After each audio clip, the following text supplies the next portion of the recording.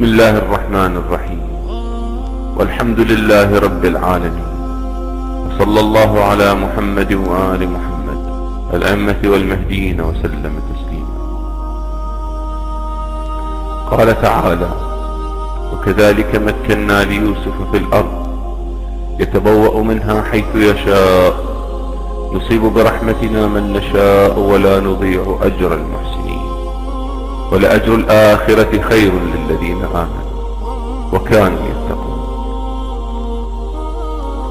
أيها المؤمنون، خافوا الله الذي يقدر على كل شيء، ولا تخافوا من لا يقدر على كل شيء، بل من لا يقدر على شيء إلا بحول الله وقوته ومشيئته سبحانه. أنتم في هذه الدنيا سائرون، ولا بد لكل سائر من الوصول، فاحذروا أن يكون وصولكم إلى النار، واعملوا أن يكون ورودكم إلى الجنة.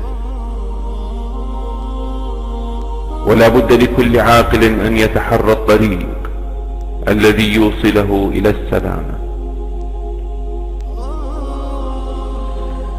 ولا بد لكل عاقل أن يتحرى الطريق الذي يوصله إلى السلامة، حيث لا ينفع الندم بعد انقضاء المدة وتمام الزمان.